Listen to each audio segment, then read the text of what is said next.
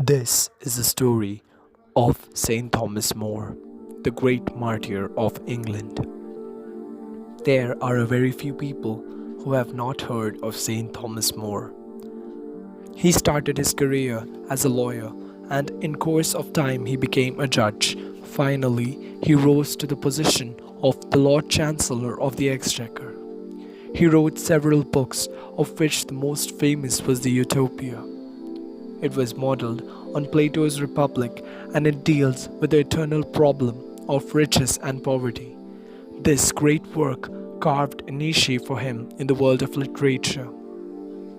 In spite of his genius and reputation, he was God-fearing, humble, and charitable. He was accessible to all and a great friend of the poor and needy. He was a loving husband, an affectionate father, and a role model for youth. In the midst of riches and glory, he was a man of deep faith and spirituality. He used to wear a hair shirt inside his dress as a mark of penance. Every day he attended the Holy Mass and served in the Mass. The story of his noble and virtuous life, which culminated in martyrdom, has been a source of inspiration to generations. Martyrdom is a gift of God, which is the climax of the love of God. Birth and early life. Thomas More was born in London in the year 1478. His father was a lawyer who had other children too. He found it difficult to make both ends meet with his meager income. Hence, Thomas More had often experienced hunger in his childhood. Perhaps this early experience of poverty might have contributed to his love of the poor. However, Thomas More was a healthy child, exceptionally intelligent and always pleasant with a rare sense of wit and humor. He was fond of books and a good actor too. He had a soft corner in his mind, not only for suffering people but also for animals and birds. He would keep his promises, and morality was his great quality. All people liked him. He was about 10 years old when he began to live with Canterbury Archbishop John Morton in his Lambeth Place. Thomas More was deeply influenced by this saintly archbishop, who was later elevated to the position of a cardinal. Their friendship became strong and lasting as years passed. At Oxford, although not old enough for university education, he joined the Oxford University as a law student at the age of 14. Considering his intellectual ability, his father and Archbishop John Morton thought that it would be useful for him. During his study at Oxford, he had experienced sometimes cold and hunger. At last, he joined a hostel called Charterhouse, run by the Carthusian monks in London. During his stay there, he thought of choosing a state of life. For some time, he was not able to decide whether to become a monk or to get married. At last, he took the decision of getting married and then left the Charterhouse. Marriage and family. He was now 27 years old. He was a successful lawyer and had earned sufficient money with which he purchased a good house in London. He had already selected his bride as well. Her name was Jane Colt, daughter of a rich gentleman who lived in Hertfordshire. Thomas More was very particular that his wife should learn Latin and go to Mass every day. Miss Jane Colt found it very difficult to do these things at first, but later she adjusted herself to her husband's desire, and thereafter their married life became smooth, flowing, and happy. The birth of 4 children, 3 daughters, and a son added to their conjugal bliss. Thomas More intensely loved his wife and children. Before boarding the boat to go to office, he would kiss them on their head. Thomas More loved his eldest daughter, Margaret, called Meg most of the time.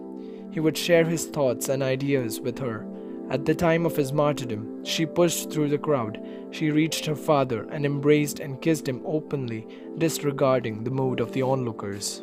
However, this blissful life of Thomas More did not last long. Jane Colt fell ill and died unexpectedly. It was indeed a heavy blow to the family.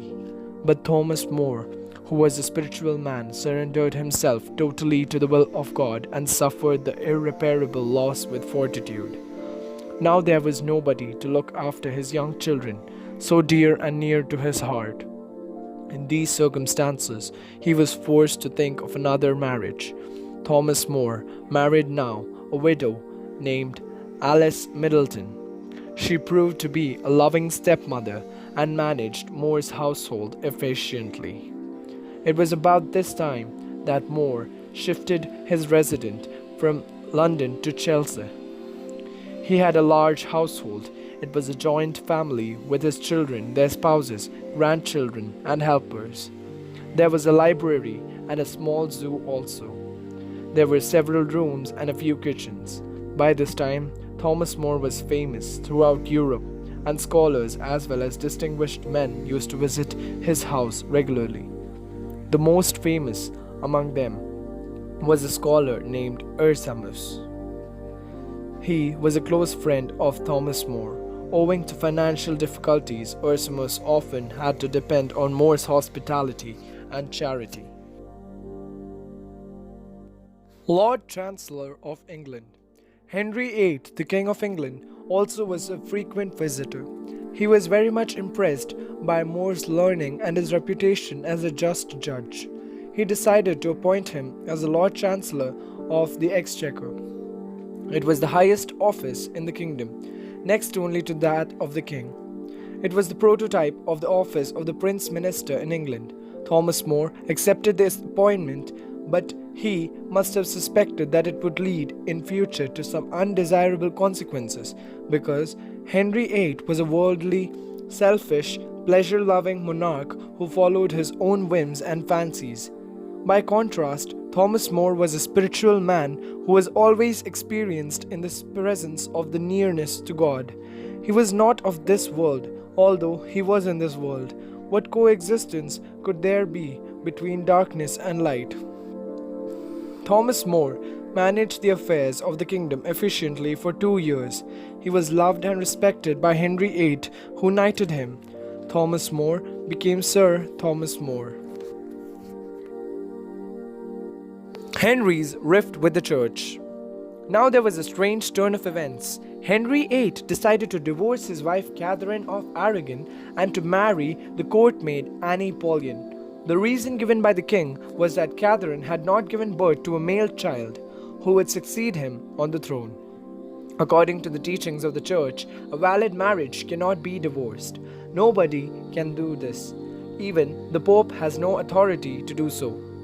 The divine commandment regarding marriage is that no man shall set asunder what God has joined. Naturally, when Henry approached the Pope for divorce, his request was rejected. The king became furious and declared himself to be the supreme head of the church in England. Queen Catherine was divorced and the monarch married Anne Boleyn. Now these actions had to be legally ratified. For this, Henry got 2 acts passed by the Parliament, which he influenced and controlled. The 2 acts were the Act of Supremacy and the Act of Succession. The Act of Supremacy declared that the king was the supreme head of the church in England, and the Act of Succession said that Anne Boleyn's child would succeed the king on the throne. Now these 2 acts were to be approved by the English citizens, Cardinal Wolsey, bishops, monks, intellectuals, and the members of Parliament took the 2 oaths supporting the acts, but Cardinal John Fisher and the Thomas More would not do so. They had no objection to the Act of Succession, but they could not support the Act of Supremacy, since it was opposed to true faith, and both of them would die as martyrs.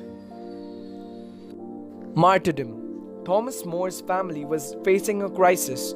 More's wife and children, with tears in their eyes, persuaded him to take the oath and save his life. But he would not and could not act against his conscience. Before his death, More said that he had never done anything against his conscience. Now, Thomas More was a great man, famous throughout Europe, and a close friend of Henry VIII. So the king employed all his pressure tactics to have him converted to his opinion. But when all those attempts failed, Henry determined to take revenge upon him. Thomas More was arrested on a charge of treason and imprisoned in the London Tower, the notorious prison in London. In the early stages of his imprisonment, he was treated with respect. He was given a pen and paper as he was a writer. Thomas More, who used to meditate in prison on the sufferings and the death of his Redeemer, Jesus Christ, started to write treatises on the Passion. But he could not complete it before his execution. On July 1st, 1535, the summons came quite early on that morning. The lieutenant of the Tower appeared before Thomas More. He said an order has just been received for his trial in Westminster Hall. He was led to that place. When he reached the hall, he had changed beyond recognition. Indeed, those who were waiting for him were shocked by his appearance. He looked much older, and his clothes hung loosely round him. He, who had always been clean-shaved, now wore a beard.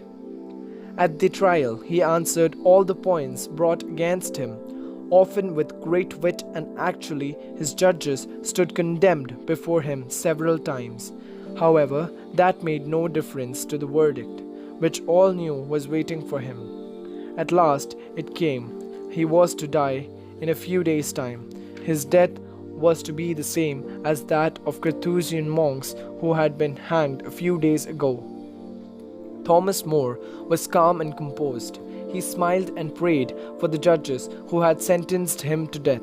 He expressed his hope and desire that he would meet them in heaven. He had 5 days more to live. Crowds watched him moving in the barge to the tower around which they were tense. Among them, last was his dearest daughter, Meg. She pressed forward among throng, and the company of guards hastily ran to her father, and there, openly in the sight of everyone, embraced him and kissed him again and again. Thomas More consoled her and asked her only to pray for him. The 5 days passed. Thomas More was to be hanged on the morning of July 6th. Then he learned that his sentence was changed. He was not to be hanged, but to be executed on the Tower Hill. He did not see again Meg or anyone of his family. 9 o'clock was the time fixed for his execution. Crowds, silent and full of sympathy for him, watched him moving to the scaffold. The steps of the scaffold were so steep that he found them difficult to mount. He spoke jokingly, "Help me to go up. Downward I shall come alone." Then he asked the bystanders to pray for him. He said he would pray for them in heaven. He then begged them to pray for the king. He said that he was dying, the king's good servant, but God's servant first. As he knelt before the block, he swept his long beard aside and made his well-known joke that it had done no evil and hence it should not be allowed to suffer any harm. A few moments later, the axe was raised and it fell upon his neck. His head was severed. It was held up for the silent crowd to see it. Later, it was put on a stake and placed on the London Bridge. The people said that the king's wrath was death, so was his friendship too. After a few years, his beloved queen, Anne Boleyn, was put to death. His trusted servant, Thomas Cromwell, also was executed. After the execution of Thomas More, his body was taken to the chapel of St. Peter ad Vincula, close by. The head was removed by Meg a few weeks later and buried in the Roper family vault at the Church of St. Dunstan, Canterbury. Conclusion. The news of the death of Thomas More brought a feeling of horror to the people and also of shame to the whole of England. The rulers and the scholars of Europe were all shocked by it.